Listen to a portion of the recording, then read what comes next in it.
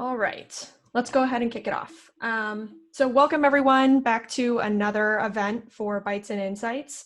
I'm very, very excited about our guests that we have today. We're going to be talking about engaging young learners in the data and analytics space. So, welcome to everybody who's attending today, and you're in for a very amazing, lively discussion with Lauren and Kira. Just a couple of things before we get started into the discussion. A quick overview of Bytes and Insights. So if you're new to this series, this is our fifth event for this series. It's a virtual series of panel discussions, fireside chats, and technical webinars, and even book chats with best-selling authors. We have it every other Wednesday at noon Eastern, and all the events are free and accessible online. A little bit about women in analytics. So our entire mission is to increase visibility to women making an impact in the analytics space and provide a platform for women to lead the conversations around the advancements of analytical research, development, and applications. We did launch our membership platform back in May. So if you're interested in staying involved with us and seeing what we have up and coming, it is free. So you can join for free. Just go to our website, womeninanalytics.com. We're going to be talking about Girls Plus Data today, which is a nonprofit with a mission of increasing data literacy at a younger age and providing middle school girls with hands-on learning opportunities in STEM careers and data analytics. And you can follow them on Twitter and also go to their website to learn more about them as well. A topic and agenda, so quick intros, and then Lauren and Kira are going to be having a discussion. Lauren will be interviewing her about Girls Plus Data. We will open up the discussion for Q&A from the audience. So the last 15 minutes, we'll start taking questions. If you look, there's a Q&A portion inside of Zoom that you can use to ask your questions. Feel free to ask them throughout the entire conversation, and then we'll address them at the end of the session. And then we'll have some closing remarks and tell you how you can find, how you can access this webinar recording. So some quick introductions of our speakers today. Our panelist is Kira Wetzel. She is the founder and executive director for Girls Plus Data, which is a nonprofit, as mentioned earlier, to expose the life lessons and careers in data through hands-on learning opportunities or STEMinars. Prior to entering data analytics, she was a licensed educator enjoying teaching high school math, but not feeling passionate about teaching in a traditional classroom. As a lifelong learner, she decided to pursue a Master's of Science in Information Systems, and it was during this time that she was introduced to and fell in love with careers in data. Upon reflection, she wished she had known that an undergrad major in technology did not mean that you had to be in coding.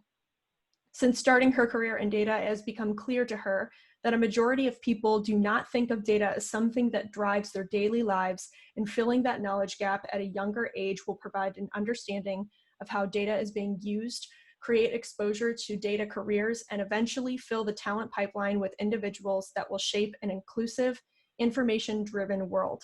When she is not donating her time to Girls Plus Data, Kira is an analytics lead at a tech company in Silicon Valley. Today, the discussion is going to be moderated by Lauren Burke, who is a data scientist at CoverMyMeds, which is a healthcare software company that helps patients get the medications they need to live healthy lives. Her work involves using innovative data science and machine learning techniques to find creative solutions to complex problems within the healthcare technology space. Lauren is an active member of both the Columbus and larger technology communities and serves as Director of Operations for Women in Analytics, founder and co-organizer of Women in Machine Learning and Data Science Columbus, an advisor for Built by Girls, and a young professional board member of Columbus's Center for Science and Industry. She is passionate about initiatives that promote the interests and achievements of women and girls in STEM, and enjoys every opportunity to share her appreciation of math, data, and analytics with others. Obviously, two extremely impressive backgrounds, and thank you both for being here today. Before we kick it off and before I hand it over to you, we do have a poll that we're going to launch for all of the attendees to fill out. So I'm going to go ahead and launch this poll, and I'm going to allow the panelists to answer as well. So you can go ahead and put your answers in there too. So the poll is, when did you first learn about careers in data and analytics? And we'll give you a little bit of time to fill that in, and then we will share the results.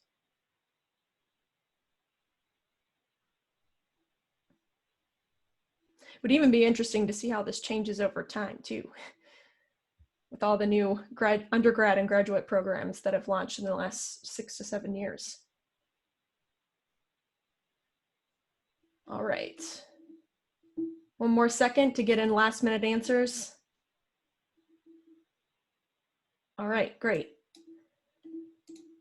So we have a majority is in college, about 7% was in high school, and then kind of an even distribution between beginning and mid-career, and then even an answer of towards the end of their career.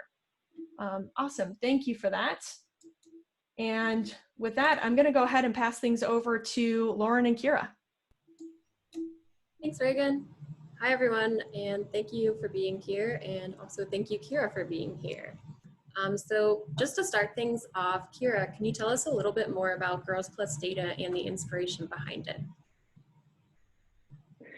Sure. So, like Reagan said, it actually was born out of me in my past life being a high school teacher. Immediately after my undergrad, I thought I'm going to go and I'm going to get a master's in education, which I did. And I started teaching high school math. And it was something that I really appreciated and I liked, but I really wasn't passionate about. And I realized, at that point, I couldn't see myself doing that for 40 years of my life. And so I ended up going back to school and getting a master's degree in information systems. To be honest, I didn't know anything really about it. I just found it interesting. I landed in a data science class, I think in like my first or my second semester, and I was completely lost, but just so interested in it. And, it kind of clicked that I didn't have a clue, I don't think, how our world was driven by data. And so I continued to take classes focused on data science and analytics and really became very excited and at the same time kind of disappointed about my new career path. And I say that because I was excited that I had found this, area that I really loved, the technology. And at the same time, I was very disappointed because I didn't know about it to begin with. And not to say I wasted, good years of my life, but I went into a career path that I would just don't think I would have had I known that careers in, data science and analytics had existed prior to going into education. And so that's kind of how Girls Plus Data was born. I realized, okay, so my dad was a data scientist at the university, or a computer scientist at the University of Wisconsin. And I didn't know that careers outside of, coding, right, could be data and analytics. I went to a university with a very wide spectrum of programs, and this was never, something that was, planted for me as a career option. Never knew it was a thing. And so, I realized that I can't be the only one, and I've met some really amazing women through this initiative that have also had the same story where they didn't really know it was a thing. And that's how Girls Plus Data was born. That's great. So similar to our poll we just did, so you didn't know about data analytics until you were in school for your master's degree, is that correct? Correct. Yeah, I experienced a similar thing. I studied math in college, and I didn't realize until my junior year that data analytics was a career that you could go into from a mathematics background. And I've heard a lot of similar things from people with similar backgrounds. So to talk about common misconceptions. So you've mentioned before that there's a common belief that a career in technology always means a career in programming or coding. Have you noticed any other common misconceptions, and how does Girls Plus Data work to dispel those? I would say that in addition to having to be a coder, we have the common misconception that you have to be good at math. I think part of that is that they typically teach lessons in data in a math setting. So, kids learn about charts and visualizations. They learn about anything related to data in a traditional math setting. And if kids aren't good at math, And typically this happens early on, right, where they realize it's not interesting to them or they're not good at it and they kind of shut down. Then they've shut down for data too. And I think the other one is that it's really boring. So we actually ask a poll at the beginning of our workshops of these kids, and we ask them how many, why are they there? Are they interested in careers in technology but not coding? Are they interested in coding? Did their parents make them come? Their friends were doing it?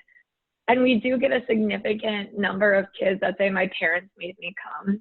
And so those kids are the ones that we're really trying hard to win over.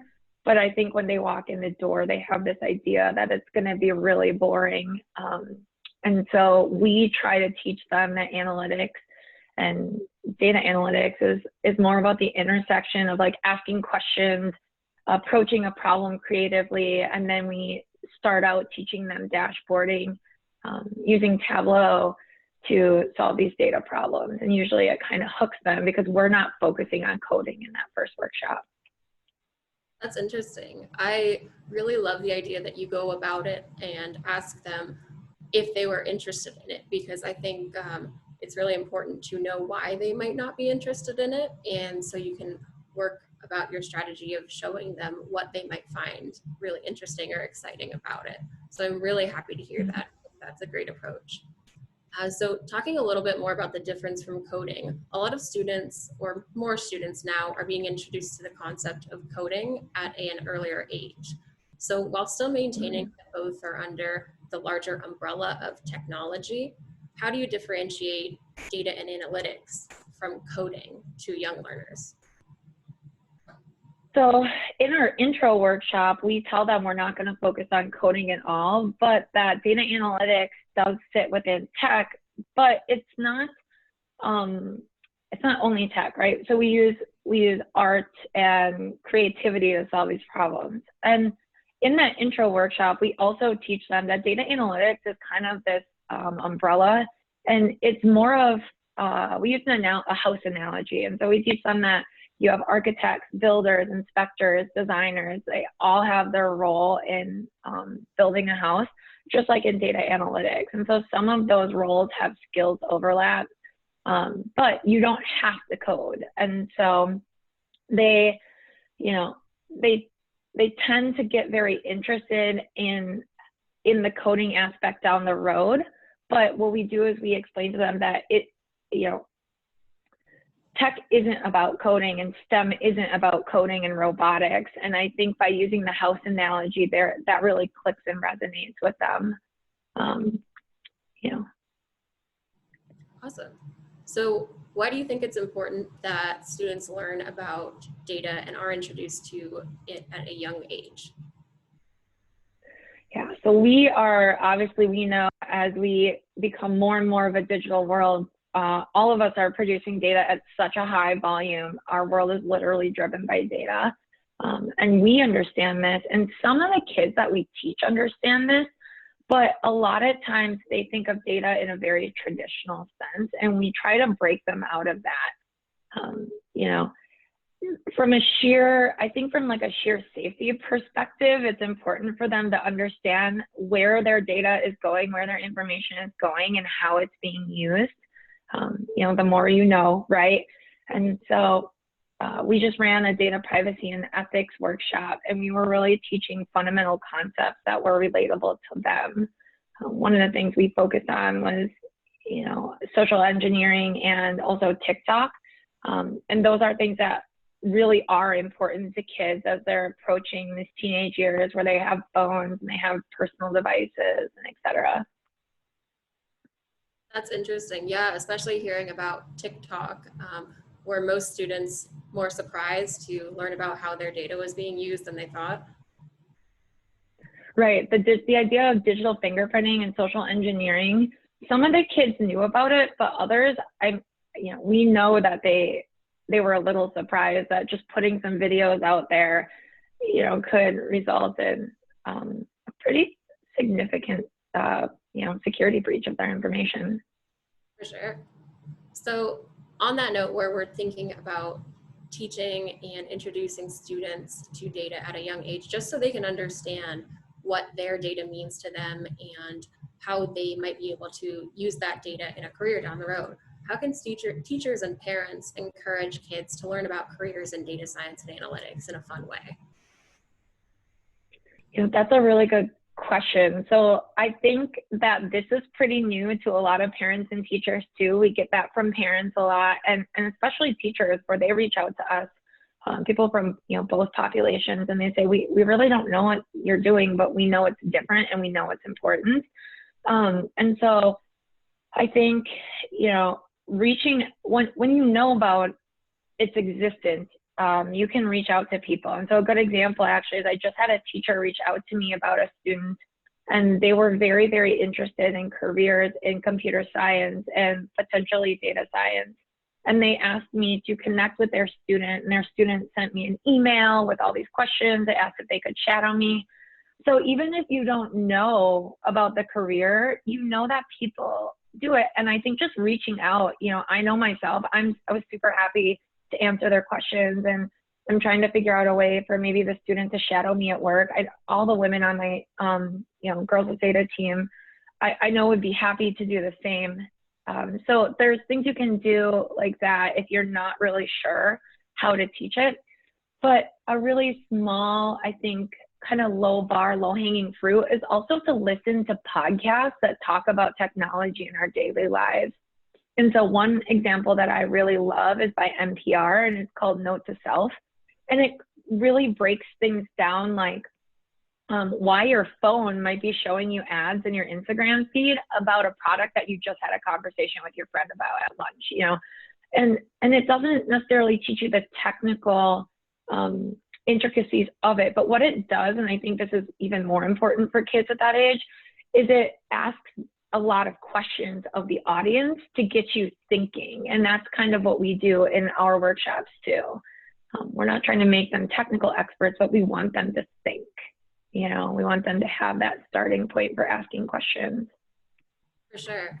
So even if they're not really diving into how things work, it's just getting them thinking about what in their daily lives is related to data and analytics, which is so important because a lot of times you just don't know what in your life is being used for other purposes and how those things relate to each other. So what is the target audience for Girls Plus Data events? So our target audience is really 5th to approximately 9th grade girls. I would say a bulk of our students are 6th to 8th grade. And I think we advertise our content being targeted towards that age group, not because we don't welcome anyone outside of, you know, 6th or 5th to 9th grade girls, but ultimately because that is the level of difficulty of the content. So we will have older students. We've had, I think we even had like a late high school, early college, and then we've had younger students, 3rd, 4th grade, and they've been successful and very interested in it. But, you know, we really target 5th to 8th grade girls. Interesting. So do you think there's a difference in the learning process between children and adults for more like college student level? Absolutely. I think the difference between the younger population and older population, not adding any cutoffs there, but is that kids are much more fearless in their learning style. So as somebody who has done adult training, like formalized adult training, one thing I've recognized is I think the biggest difference, especially in areas of pertaining to technology, is that adults are much more hesitant and they feel they may break something. We start out our workshops telling kids you can't break it, and you can't, like, if you do something, we can undo it, we can, you know, fix it. And once you tell them that, it is, you see a change. You know, they're a little uncertain when they open the application, but we teach them, you know, the undo and the back button, and that they really can't do anything that we can't undo or kind of hit the reset. So I would say that's the biggest difference that we see. That's awesome that you give them that freedom to explore, and knowing that they can explore to their like heart's extent this data and software without worrying about like consequences, which is great for the learning experience. So how else does Girls Plus Data take that difference in the learning experience for young learners into consideration with your events? Sure. So I think the other thing too is we keep our workshops pretty light. So in all honesty, our first couple workshops were really trial and error. The initial event was actually an after school program that I just kind of spun up when I was consulting. I happened to be on the bench and have some time. So I reached out to a school in my community and we launched our first program. After that, there was this significant demand from parents and teachers and other people in the industry that were like, we haven't seen a program like this. This is amazing. We don't, or even, you know, a lot of teachers, we don't know what this is, but it looks really interesting and we know it's important. So we want to learn more.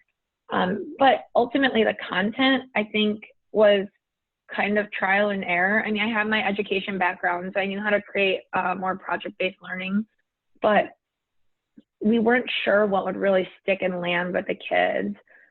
You know, now what we do is we run all of our students through these intro workshops where we teach them what is data analytics. We keep things very high level.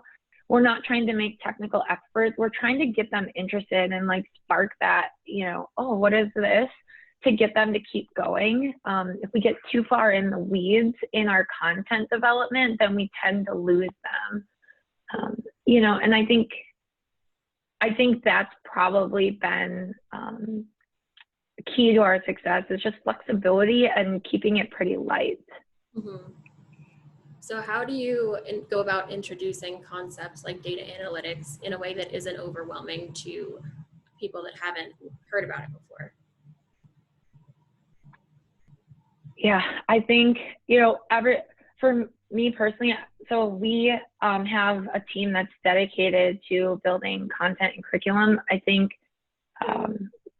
we all kind of develop these lesson plans in our own way, but the one thing that, you know, we all have in common is if we get too far into the details and we're struggling to explain it, then it's probably too detailed for the kids. So we kind of keep that rule of thumb, you know, if we're having a hard time explaining it, it's probably too much.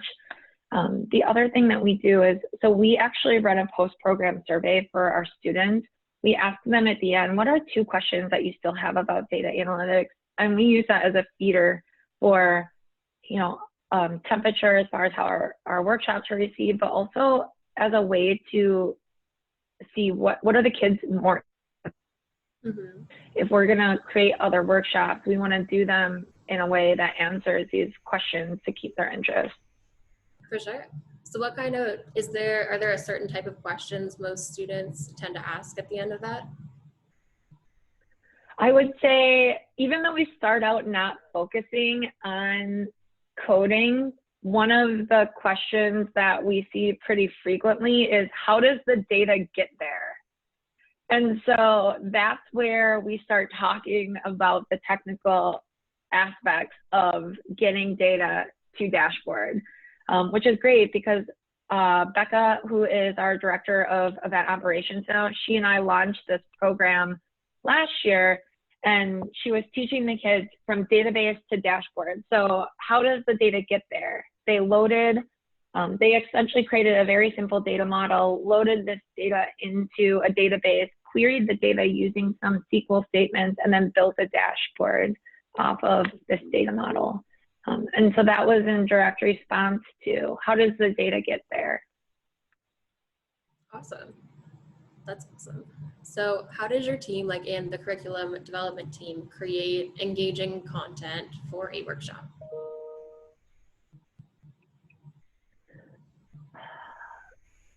I think honestly, we just try not to get too detailed, and we try to make it about them. So a really great example of this is our first workshop actually uses a data set from the Social Security Administration. It's names data. It includes data, I don't know, through like 2015. So we have kids build their first dashboard using that data set because it's really relatable to them, and they're really interested in their name across the US. Where is their name popular? And sometimes you'll see kids say, well, I live here now, but I was born in California, and they'll look at how many people in California or, you know, Texas have their names. And so we try to use data sets that the kids are really interested in, and have them do an analysis that they can really relate to. That's great. So keeping the data relevant to the students in the program. What other sort of data sets do you use to sort of craft that experience? Yeah, we used a data set from the Sustainable Development Goals, which was really, really interesting. That was actually the data set that we used from database to dashboard. And the kids were really interested in it, I think because it was a new data set. You know, I guess I didn't pull them, but it felt like they were interested in it because it is something that affects us globally, and we focus on education. So, and I think they can all relate to that at their age. Yeah, absolutely.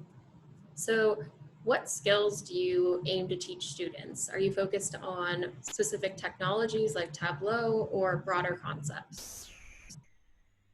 I think we focus on a much broader, you know, we have a much broader focus. So we're not necessarily teaching them how to be a technical expert, but we're teaching them concepts and the ability to put their analyst hat on and ask questions and solve them using data.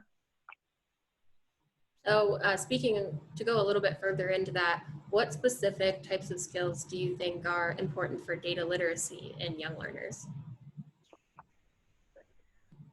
I think the number one skill actually is the ability to ask questions, and that drives ask questions, right? Anytime you are doing anything with data, whether you're an data analyst, you're a data modeler, you're an architect, you're a data scientist, we are fueled by questions, right? All of our work is fueled by the ability to ask questions and keep asking questions. And so we can always teach them technical skills. They can learn technical skills, and that's not, you know, I don't think that's probably the most important thing. In my opinion, it's the ability to really drill down and ask, you know, why, how. So when they start off with a data set, do you sort of give them sample questions, or how do you encourage that question asking process to really dive into what they're actually looking for to learn from a specific data set? Yeah, good question. So for our first data, you know, our intro to data or data visualization, Becca or somebody on her team will walk them through basically what is like a show them. She'll help them build a visualization, ask the question that they're building the visualization to answer. They'll answer it together, and then they'll have an activity on their own that will ask a slightly different question and have a slight variation of that activity so that they can do it independently. So we kind of walk them through this, and at the end they have a dashboard that they build that is a collection of all of these visualizations that they've made independently to kind of ask and present their overall analysis. That's awesome. So do you ever have students that are finding similar results from two very different questions? Yes. I think that was really, you know, I think with the names data, you will always see that because everyone has a different name. I think the one thing that we really see with the names data is why might my name not be included? Or, you know, we had some really interesting, really thoughtful questions when we were in Madison, Wisconsin a couple of years ago. One student, you know, she did her analysis and then said, what if you don't identify as a man or a woman? Because in the data set, it asks, you know, or it tells you the gender that the person has selected. But so what if you don't, you know, what if you don't identify that way? And that was a little, like, it was surprising and so enlightening to me as an analyst. I was like, wow, that's great. Keep asking those questions. But I think she was the only person that had asked that question. So I and probably everyone that's been in the analytics field or data science field has often come across a question where you then look at the data set and you realize you don't have the information to answer that. Do you ever encounter things like that during the workshops? You know, I think that, yes, and that is probably a really good example as well. We didn't have an answer for that, but one thing we did tell this young woman is that this data set only goes through 2015, and it's possible that, you know, some changes have happened after that. We're not sure, but it would be something we need to look into. Another thing that we also talk to them about is quite often in our jobs, data is very incomplete anyways. And so there's data quality tolerance that you have to accept. And so, you know, the expectation should never be that you have perfect, complete data, but you also have to make assumptions and kind of guess. I think that's so important, just to acknowledge that data quality might be an issue, because a lot of times if you're taking a course or if you're doing a training or tutorial, the data will be pretty clean and easy to work with. But a lot of times when you transition to real world data, it's a little bit of a shock to some people, just because, and I remember that, just because you're not ready for this data to be as messy as it might be when you first come across it. So I think that's really great that you guys are tapping into that aspect during those workshops.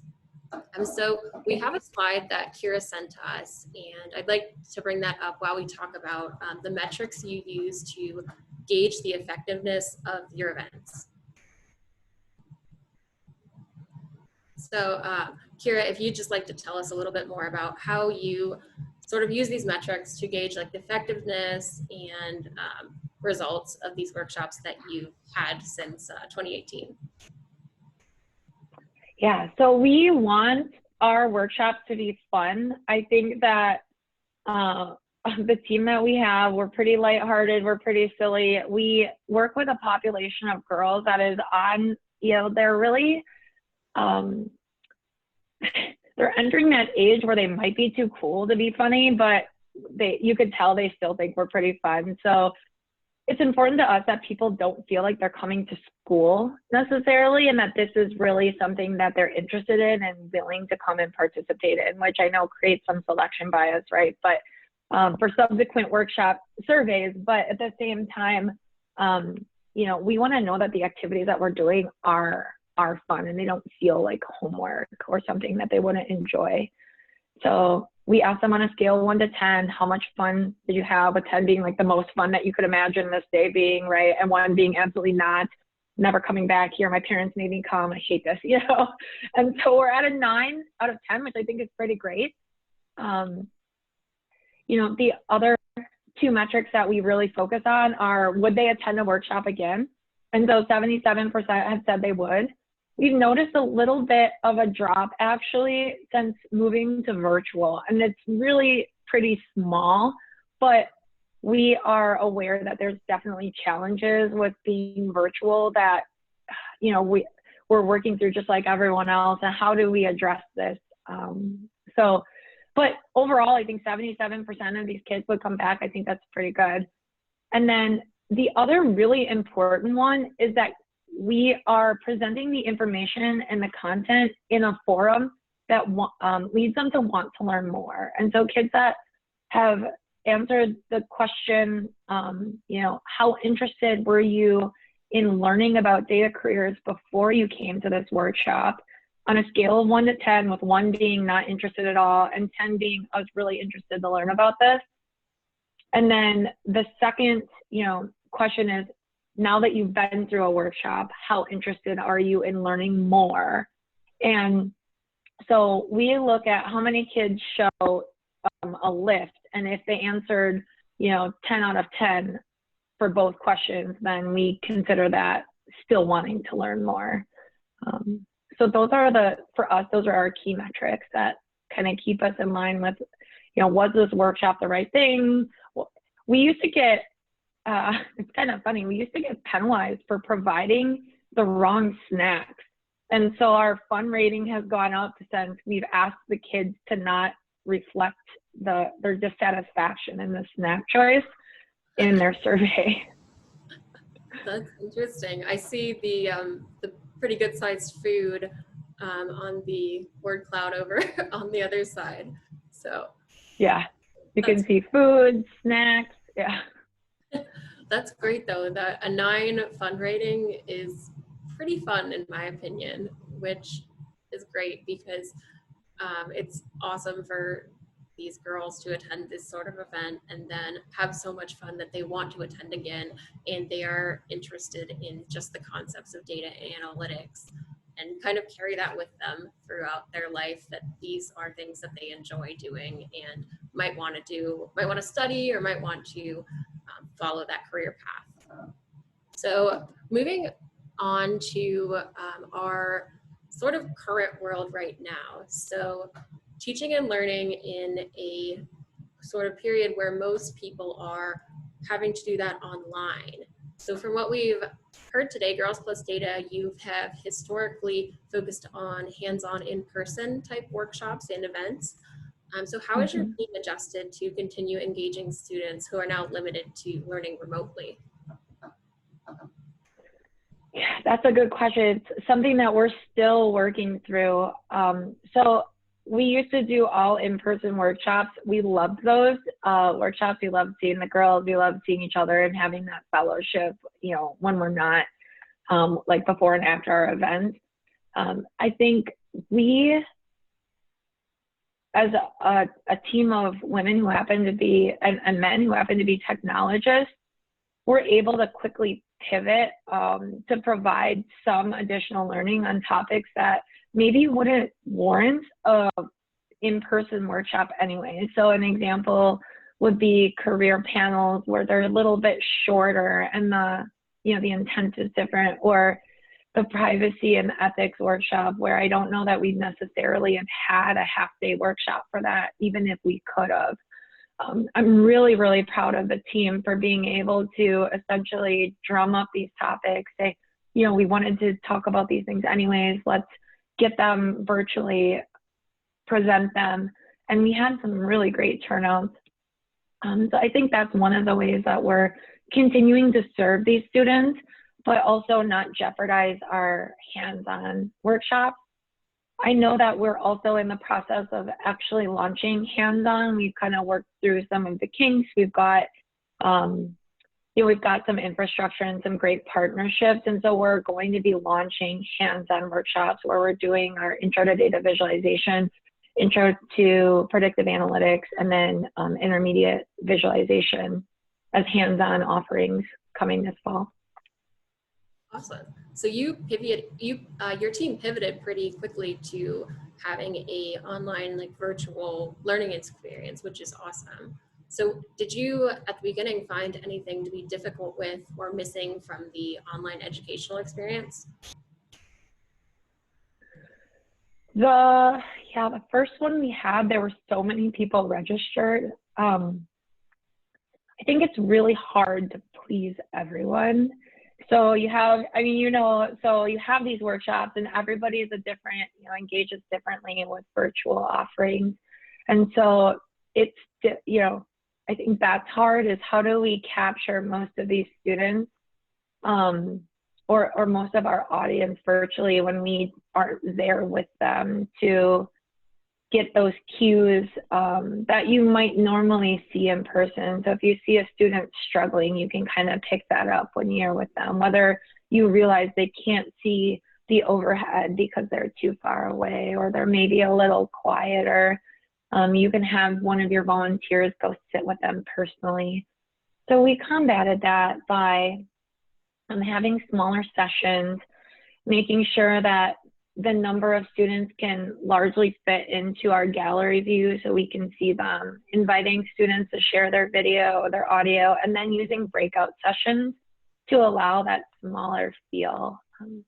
Kids tend to be a little less shy these days on camera, and I don't know if that's because of the selfie culture and stuff that we have, but there are still shy kids, and I think that having those smaller groups helps. That's great. So I know we talked about this a little bit earlier, but do you have any resources that you can suggest for teachers or parents who are interested in helping their kids learn about data remotely right now? Oh gosh, I want to say yes, but so a good example actually that was just launched a couple weeks ago or a couple months ago, it probably was at this point, I'm losing track of time because of COVID, but Y'all are. Tableau just launched some Tableau for Kids lessons. I think they're pretty small and like the lessons are like very focused, but it would be a good way to get kids interested. I also think that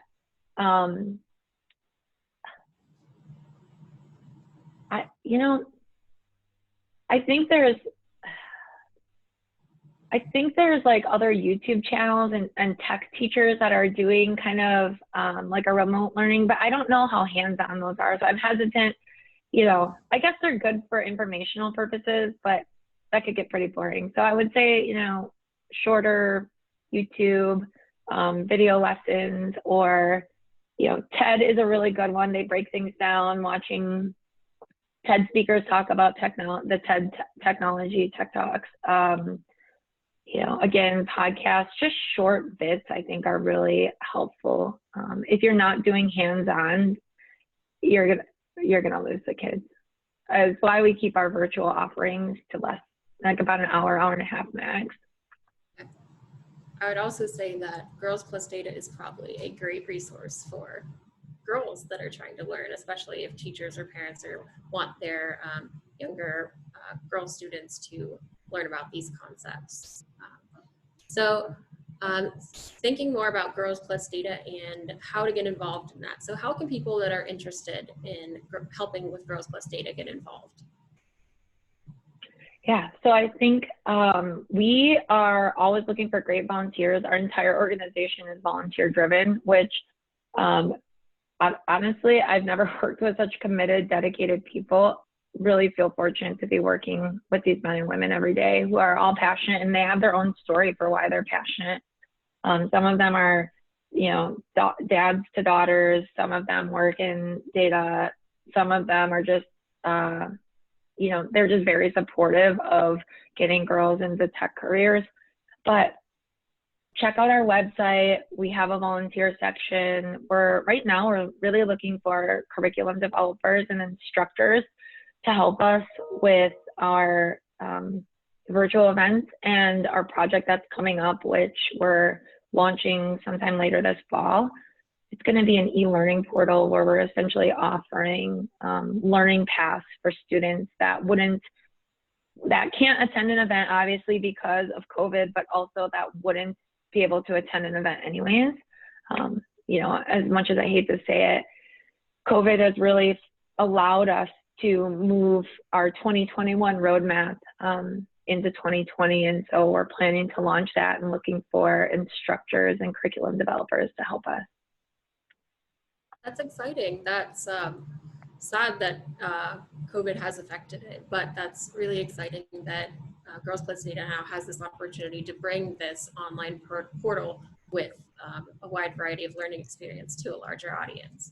So you mentioned distinct paths within that. So what kind of learning pathways will be featured in this virtual portal? Right, so we're gonna have our intro to data visualization, and then we're gonna offer intermediate and advanced visualization classes, and that will be further broken up. So we might cover 2 or 3 different, paths, independent paths within our intermediate track. And then same with advanced, where we're gonna be teaching them a little bit more about how to clean data sets and do some ETL. The other ones that we're going to focus on are, I believe, data engineering, predictive analytics, and then there's, I think we have some others that we're kind of working through, but the challenge for us is because we're volunteer driven and we want to make this really accessible, it's always kind of comes down to infrastructure and what's available for kids that will, for us to teach, that will be available to them later. So, but those are the main tracks now. That's great.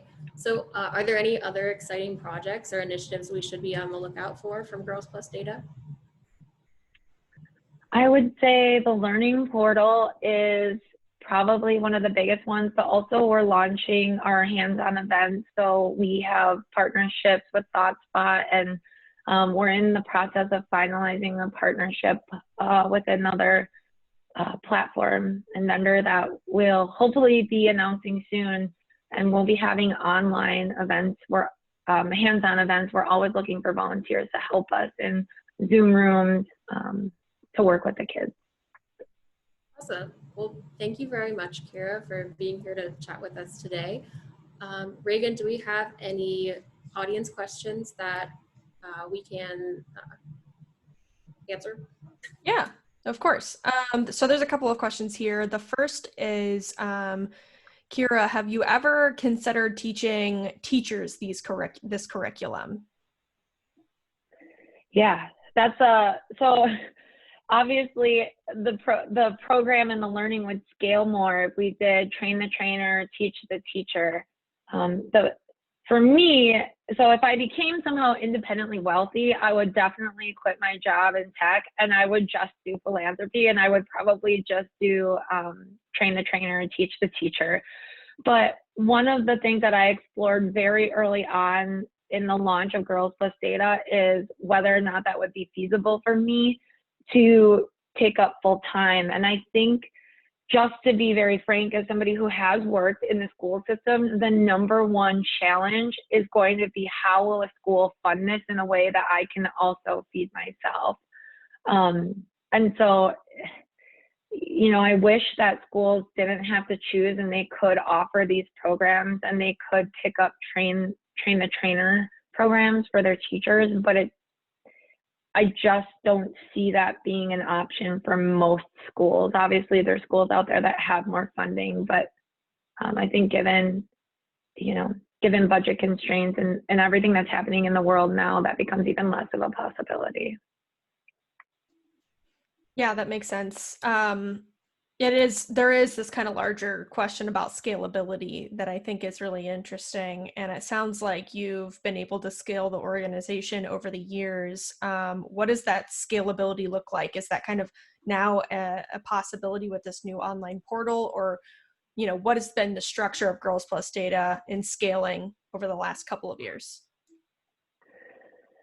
So our initial model was that we're small, we're completely volunteer driven nonprofit. So our initial model was to do hands-on workshops to essentially get our brands, get our name, get our programs out there and create buzz. And then the goal was to launch chapters. And so we launched some chapters. We had people, I think we had overall 22 applications from different cities, and we chose a small handful to make sure that our program the quality of our program was still really high and that our metrics remained, where they are.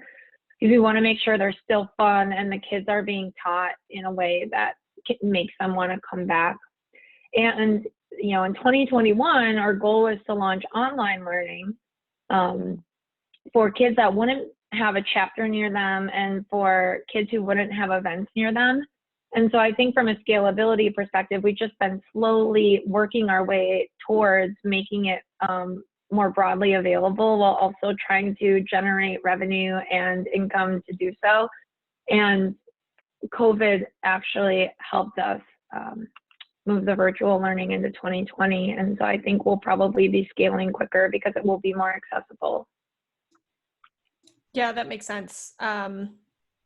I mean, you got to make sure too that the things are effective before you start scaling out too. So I assume there's a lot of experimentation and iteration on that as well. There's another question in here asking if you track, students after the workshops to see if there's continuous interest, and what kind of an impact it has on the girls long term.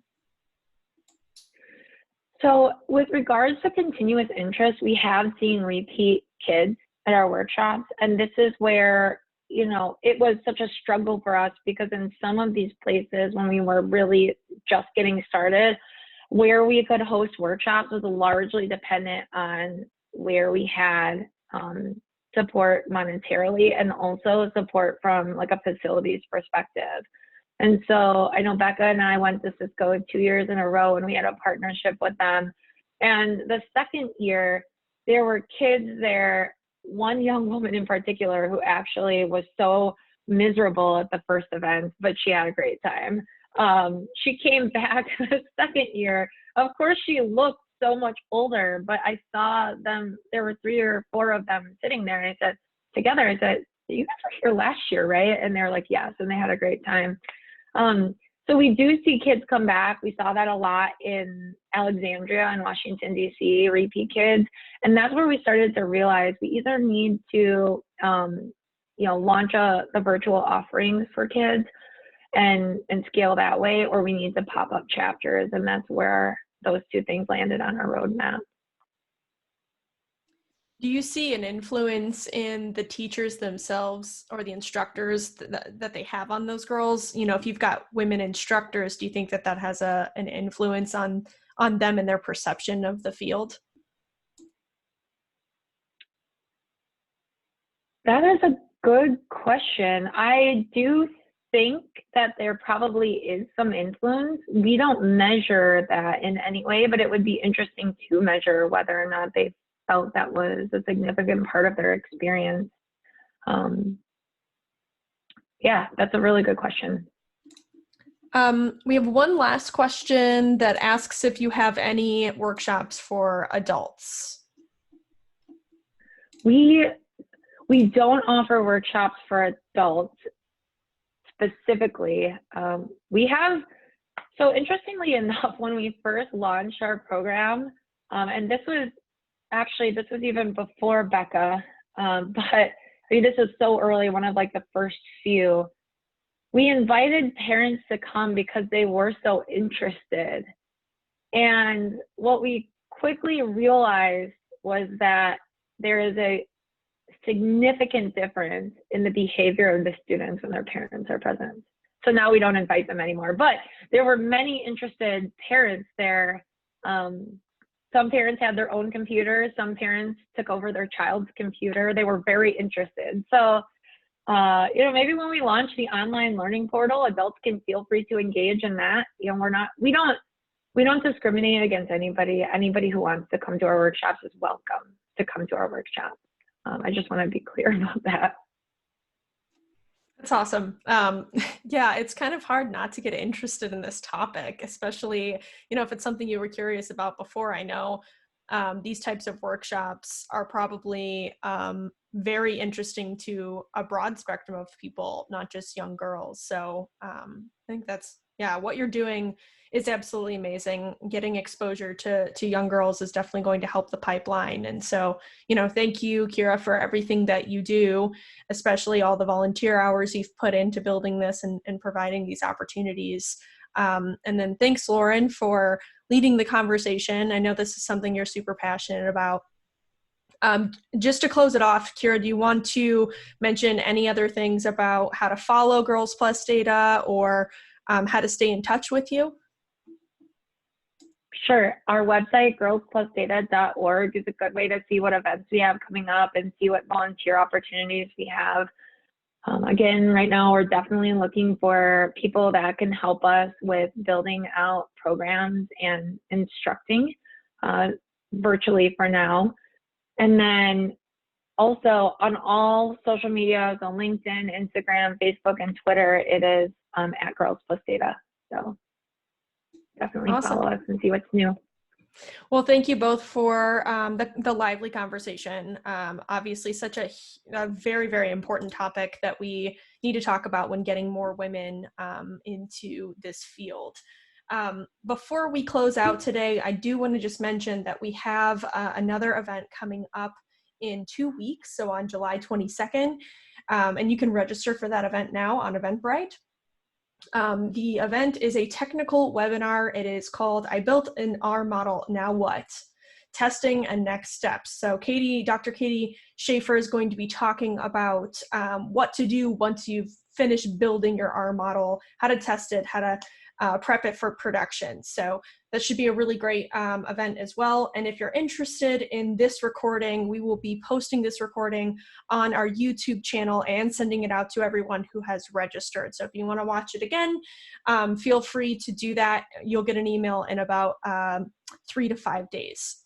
So thank you everybody so much for attending today. Thank you again to Kira and Lauren, and we'll see you in 2 weeks, hopefully. Bye. Thanks, everyone.